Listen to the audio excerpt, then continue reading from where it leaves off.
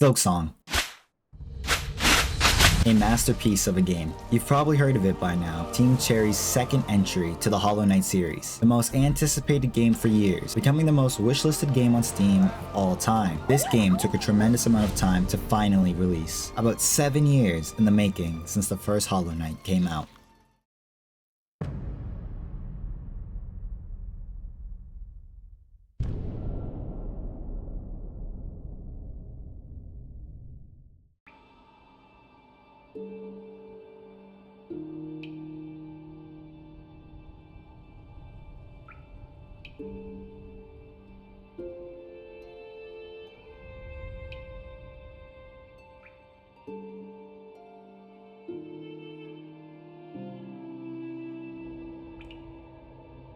Hollow Knight released on February 24th, 2017. It's a hand-drawn 2D side-scroller platformer. You enter the kingdom of Hallownest as the Knight, a nameless character who doesn't speak. You explore different areas throughout the game, meeting NPCs, fighting different types of bugs, and defeating bosses along the way. There's different types of abilities you can obtain which allow you to become stronger and help you traverse Hallownest, some being able to access new areas you previously weren't able to before.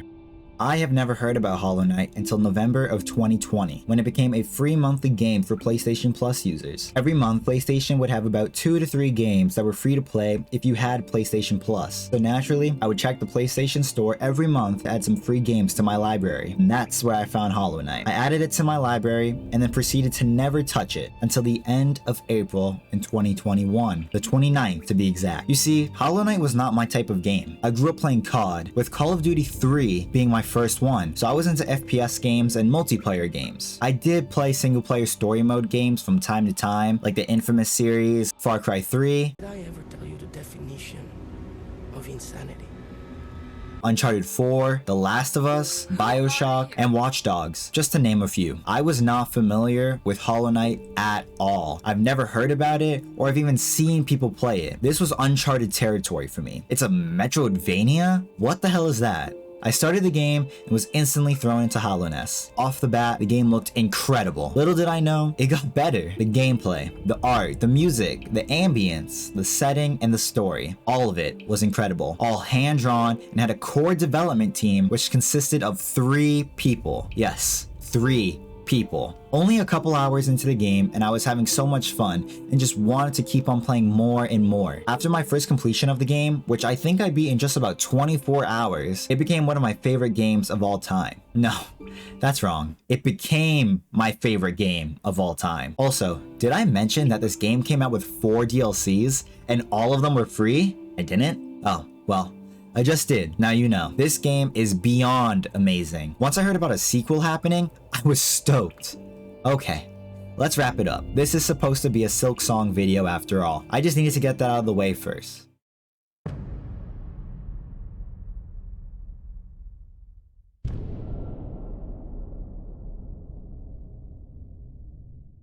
Introducing Hollow Knight Silksong. Silksong is the massively long-awaited, overdue sequel to Hollow Knight. Silksong is about Hornet, who is a side character in Hollow Knight. Fun fact, Hornet was intended to be a playable character as a Hollow Knight DLC, along with Zote. Team Cherry put so much time and effort into it that they realized it was too massive to just be DLC, so they ended up making it a brand new, fully fleshed out game. The game starts with Hornet being trapped in a carriage. She breaks out and falls down to a place called Moss Grotto, which is the first area you are introduced to. The first thing you do when you land is you have to bind your silk to heal, which heals 3 masks instead of 1 like in Hollow Knight. You then explore Moss Grotto and come across these caterpillar looking things. Upon defeat, they drop shell shards. Keep exploring and you'll find a different variant of these caterpillars who can fly. You can also find something called a frayed rosary string. You can turn this string of rosaries into normal rosaries, which serves the same purpose of Geo in Hollow Knight. Rosaries and Geo are the currency used in their own games respectively. To clear that up, Hollow Knight uses Geo for their currency to buy items, while Silksong uses rosaries as currency to buy things. These rosaries allow you to buy things from vendors located all around the game. These items include things like new tools, which are equivalent to charms in Hollow Knight. There are different types of tools, and one type of them are items that do damage to enemies. These have limited uses, and in order to repair them, you need the shell shards I mentioned earlier, and then rest at a bench. There's also mass shards, where when you collect a certain amount, you gain an extra mass. Spool fragments chest work just like mask shards. When getting enough, you get to hold more silk, just like Hollow Knight's soul. You can get maps to navigate new places you haven't explored before, as well as other items. Silksong uses the same core mechanics as Hollow Knight, so the game feels all too familiar. As you progress through the game, you are given an objective, which is a new thing in Silksong. The objective will change the more you progress. You first must explore Farloom, then reach the Citadel. Once you reach the Citadel, you have to enter it, then scale upwards for your next objective. There are also quests, which are little side missions that give you rewards upon completion. I like these new additions to the game. The objective is very nice as it guides players to where they should be going. As for the quests, characters will give them to you, or you can find them on wish walls. Completing some of these quests will change up some things around the map, which is a nice little touch. There are also silk skills. These are just special abilities that cost silk, but also do increased damage. Along with that, there are weapon crests, which allow you to have a different combat style. Some of these crests only allow you to have certain types of tools equipped. This allows you, as a player, to choose how you want to play. If you don't like one of the crests, you can easily change it by resting at a bench. There's also some parkour sections in the game, which can be a little difficult for some players. Just me?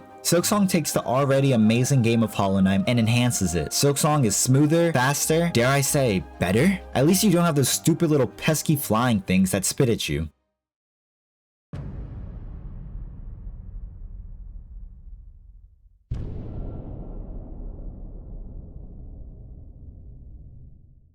Since their first trailer release back in 2019, all the way up to the official release of the game, there was a lack of communication from Team Cherry. There were only a couple of updates and statements they gave out over that period of time. I'll go over some of them briefly. In June of 2019, Nintendo released a 20-minute video of Silksong gameplay, showing off some new areas in the game, including a boss fight with Lace. October 10, 2019, Team Cherry had a playable demo event at PAX Australia. Flash forward to February 12, 2022, PC Gamer asked Team Cherry co-director William Pellin for an update on the game's progress. The response? We're still working steadily on it. We're all looking forward to sharing more about it once we get closer to release. On June 12, 2022, Xbox presented their Xbox and Bethesda Games Showcase, which previewed new games soon to be releasing. Xbox then took to Twitter to let everyone know that every game that was previewed will be a playable game within 12 months. A user then responded to that tweet saying, "So you're telling me Silksong is out within the next 12 months?" Xbox replied back, "That's exactly what we said." This was just not true. On May 10th of 2023, Matthew Griffin talked about the delay of Silksong on Twitter, saying, "Hey gang, just a quick update about Silksong. We had planned to release in the first half of 2023, but development is still continuing. We're excited about how the game is shaping up, and it's gotten quite big. We want to take the time to make the game as good as we can. Expect more details from us once we get closer to release." That was pretty much it for 2023. Going all the way to the end of 2024, December 27, another user asked Griffin if Silksong is real. His response?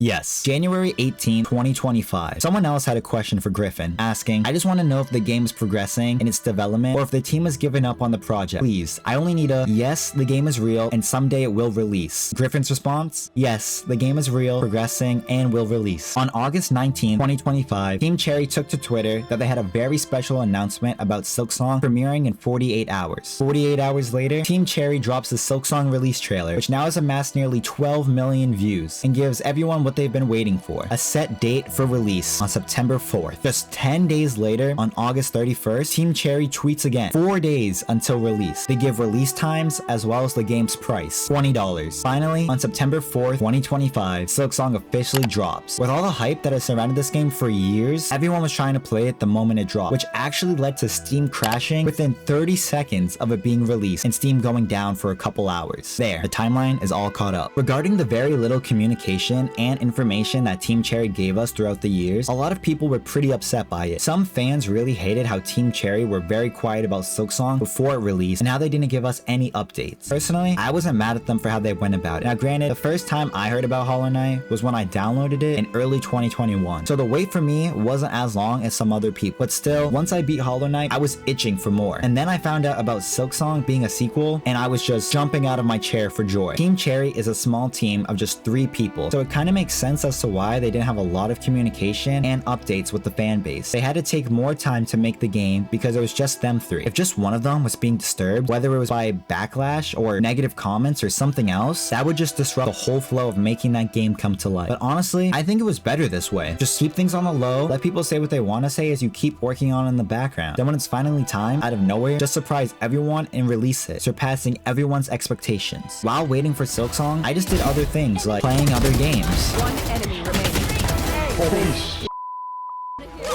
God. Every now and then, Silksong would pop up in the back of my mind, just hoping to see a release date. At the same time though, I was perfectly fine with a sequel not happening. Hollow Knight is a beautifully handcrafted game that's beyond amazing. It didn't really need a sequel, but we got one and it is finally here, and it was everything that we hoped for and more. Team Cherry is an amazing team who had a vision, and they locked in on their craft and made a masterpiece of a game for everyone to enjoy. I would say that the wait was definitely worth it.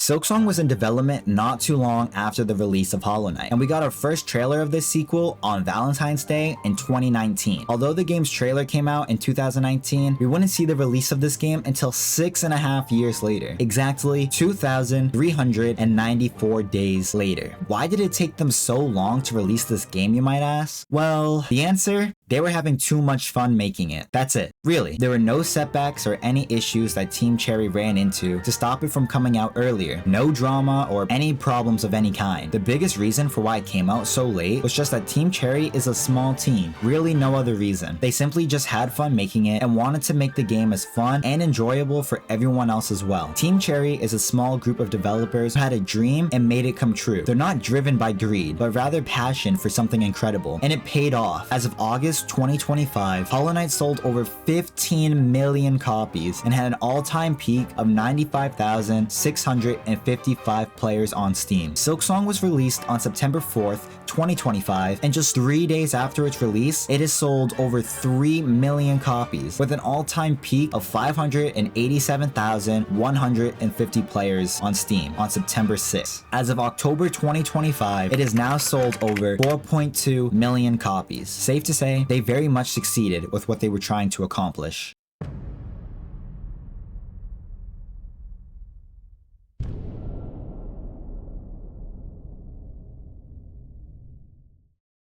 Speaking about difficult things in Silksong, for some players, they might feel like the game might be a little hard. There are a lot of enemies and traps throughout the game that deal too massive damage. These enemies even appear in the early game. Roughly 10 minutes into playing, you come across these small bugs with little skulls on their head. Go a little further, and you'll see another bug with a bigger skull on its head. These are called skull brutes, and they do 2 mass of damage. You don't even need to play for 10 minutes to encounter these high damage hitting enemies. Just 10 seconds into playing the game, you can come across one. If you don't know, Team Cherry likes secrets. They've added a lot of breakable walls which give access to new areas, or they will just hide a room by blending it in with the surrounding environment. As soon as you break out of the carriage and heal yourself at the beginning of the game, if you go to the right instead of left, there's a hidden room which has a little statue that will give you shell shards. You might have figured this out on your own right away if you've played Hollow Knight before, but if you go to the right of that small room and jump up, you will actually climb up a ledge and find a second secret room. This room contains an enemy called a Marrow Maw, which rolls back and forth and deals 2 massive damage, which will 2 hit you since you are missing 1 mask at the beginning of the game once you heal. How many of you found both secret rooms right away?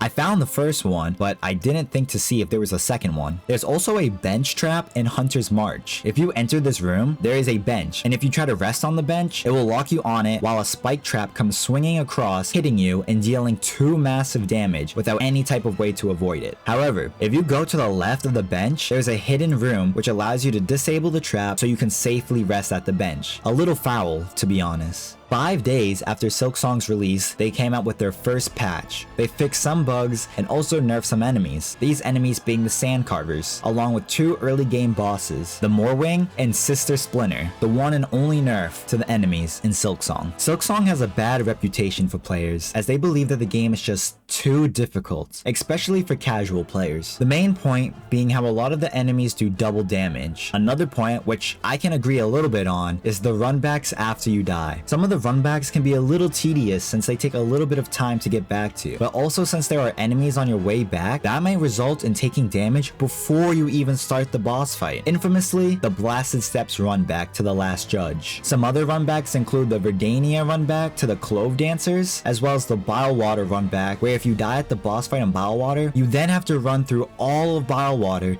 just to get back. The bench locations are just too far from where you were needing to go. Even though almost all of the enemies did double damage, I didn't mind it that much, but I can definitely see where people are coming from when they say that it's too difficult. Overall, I didn't think the game was too difficult. I didn't really struggle with any enemies as I was able to defeat bosses within a short amount of attempts. There were only about 2 times where I really struggled in Silksong. The first one was in Greymore trying to beat Morwing, but to be honest, I think that was more of a skill issue rather than the game being too difficult. Although the other one was the arena battle in High Halls that you have to do in order to get one of the melodies to complete the game. That arena was taking a lot out of me, and I was on the verge of quitting and coming back another day to try to finish it. Other than those 2 fights in Silksong, everything else was pretty okay.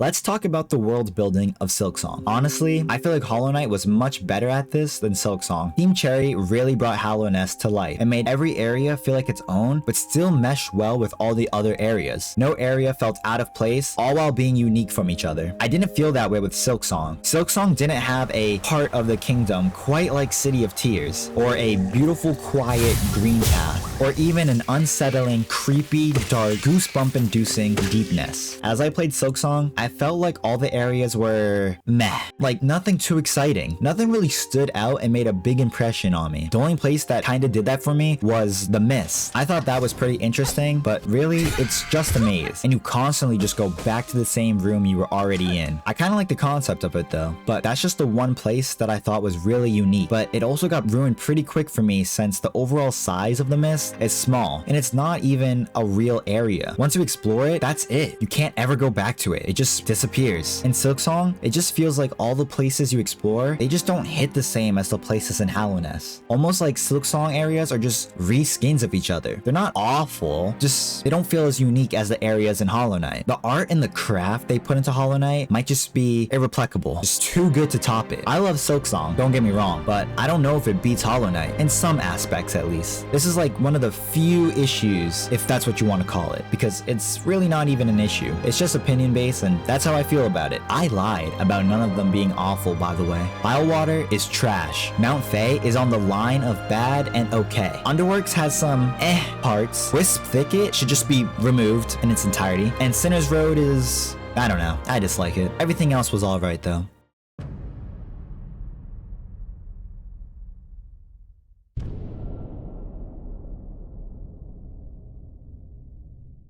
I want to talk about Silksong's gameplay regarding things like the new tools and weapon crests. As previously mentioned, there are new tools, which essentially are the new charms from Hollow Knight. They are divided into 3 different types of tools, each being color-coded. The red tools are damage-based tools. These tools consist of things like Threefold Pin, which throws 3 pins. One's upwards, another one is straight, and the last word is down. There's Cogflies, which is a small bug-like thing that follows you around, attacking nearby enemies. And Flint Slate, which covers your needle in flames, doing increased damage. The blue tools are more like safety tools. There's Polyp Pouch. This tool applies venom to your red tools, which make them do even more damage. There's a Warding Bell, which protects you if you try to heal. If you get hit while trying to heal when this is equipped, it will act as a shield. Instead of you taking damage, the enemy that hit you will take damage instead. Although, you will stop healing as soon as you get hit, and you will also lose the silk that it costs you to heal. One more I'll mention is Long Claw. This gives you increased attack range, so you can attack enemies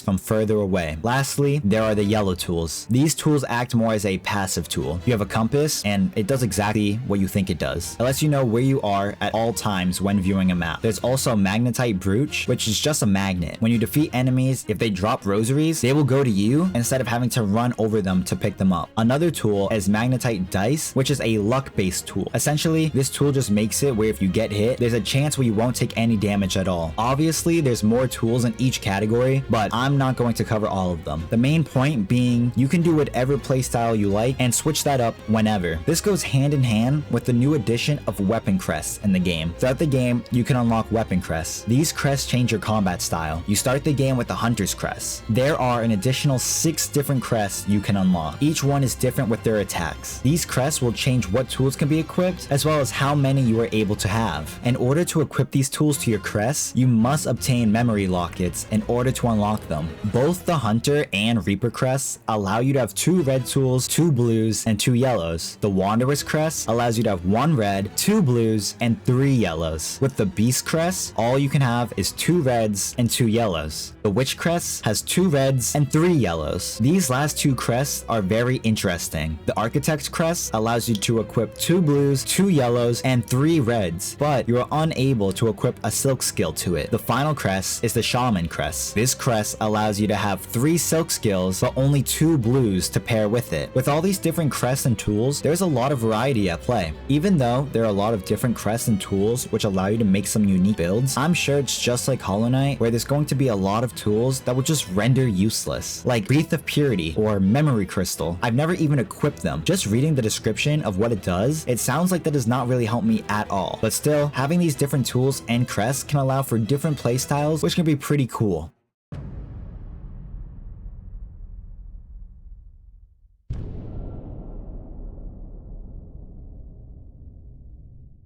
The economy of Silksong is something that I've seen talked about, so I want to touch on that. Silksong's economy consists of rosaries and shell shards. Rosaries are used to purchase things like tools and other items throughout the game. Shell shards are used to repair your red tools. I honestly think that this economy was fine. I understand the dislike of shell shards. It is annoying when you have to use a lot of your tools and you keep dying, constantly having to repair them until you run out of shards, especially if you're using the Architect's crest, which allows you to use 3 red tools, which all need repairing. It does suck that you do need to repair your tools that give an extra damage boost, but I guess that's just the price you pay for using them. I didn't have much trouble with the shell shards. There was only a couple instances where I didn't have enough shards, but I don't think it should be removed from the game. But I do think you should be given more shards when defeating an enemy without using a tool like the shard pendant that allows you to get more. As for rosaries, again, I didn't have a problem with them, but it did feel like you didn't get as many rosaries as you did Geo in Hollow Knight. I felt like I had a low amount of rosaries, but at the same time, I was able to afford what I wanted at some times. Benches do cost rosaries, but so did benches in Hollow Knight. I don't think nearly as much as Silksong, but still, I don't really see a problem with this either. I was able to afford almost every bench I saw. These users on Steam say that paying for benches are BS, and you have to pay for a bench multiple times to use it more than once. From what I remember, there are only 2 instances where you have to pay multiple times to bench, that being in Pilgrim's Rest, where there's a building with a merchant and a bench inside, but in order to go inside that building, you have to pay. The second spot is under the elevator once you reach the Citadel under Grand Gate. If you die a lot and worry about not being able to afford things in the game, there are multiple spots around Farloom that allow you to turn your rosaries into rosary strings that allow you to keep your rosaries when you die, and you can break the strings into a set amount of rosaries, which you can do at any time. So for me at least, I don't see a big problem with this economy.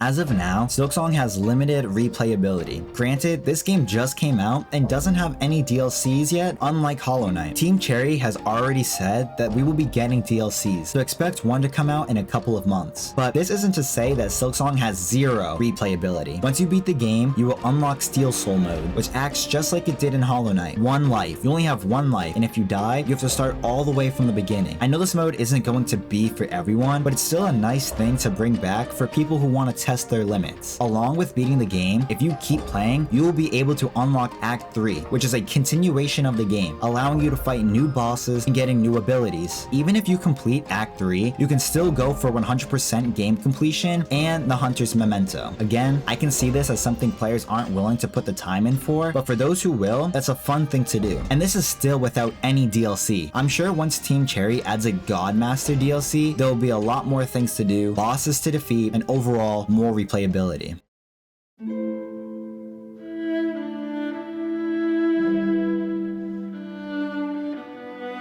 My overall thoughts on Silksong is that this game is a masterpiece. I've had so much fun playing this, and I'm so happy that this game is finally out. Sure, it took a long time for its release, but it has been worth it. And personally, I didn't mind. I like all the new additions, like weapon crests, new tools, objectives, and quests. I didn't really find myself getting lost throughout Farloom, except for when I was trying to get to Act 3. Other than that, it seemed pretty straightforward. Actually, when trying to get to the melodies, I got stuck on that for a bit as well. The melody that's located at the top of Cog Cogwort core, that took me forever to get. I was exploring like everywhere, just trying to get to it, not knowing there's a place in the bottom half of Cogwort core that will take you to the top half. I even got double jump and explored all of Mount Fae before I got that last melody. So yeah, just those two instances was where I got lost. The difficulty of the game was something I didn't mind. I'm not claiming that I'm some pro at these type of games, but I can appreciate a difficult game, but I didn't find it too hard. Sure, the double damage can be annoying, but I did not have that much trouble with it. I feel like with these games, you're supposed to adapt. If something isn't working for you, then change it up. Use a different tool or a weapon crest, or go get stronger and then come back to what you're struggling on. Figure out the enemy's attack patterns and learn them so you can counter them. As for the economy of the game, it's not that bad. Sure, the whole shell shard repairing tools can be annoying. I myself never had a big issue with it. If I could change this, I would just make it so you're able to get more shell shards, as well as being able to hold more shards, or just removing the cap altogether. As for now, there isn't much to do after you complete the game, but Silksong just came out, so all we have is the base game to go off of. DLCs will be coming out at some point. Team Cherry will introduce new things, and we will be able to put more hours into the game. It does suck a little that there is no God Home in the base game, considering that had such a major success with Hollow Knight, but I'm sure Team Cherry just wants to put more time into that. I'm positive that we will be seeing God Home as a DLC down the road. The overall map design of the game is alright. I don't think it competes with Hollow Knight. Hollow Nest is just so special and beautiful. There's just no topping that. The secret rooms and breakable walls in Silksong are just too much. Having them is fine. They just did too much with them for this game. Overall, this game is amazing, and I still can't believe that it's finally out for everyone to play. I'm so excited to see what DLCs we will get and what Team Cherry decides to do with this game and the series in the future.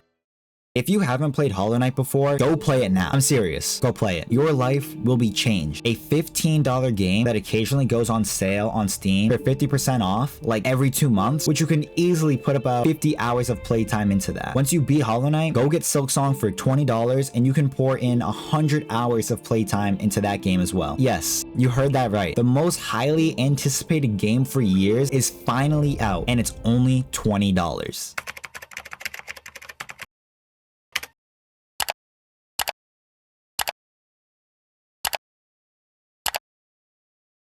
Tell me, what other games can you get about 150 hours worth of gameplay for $27? The answer? None.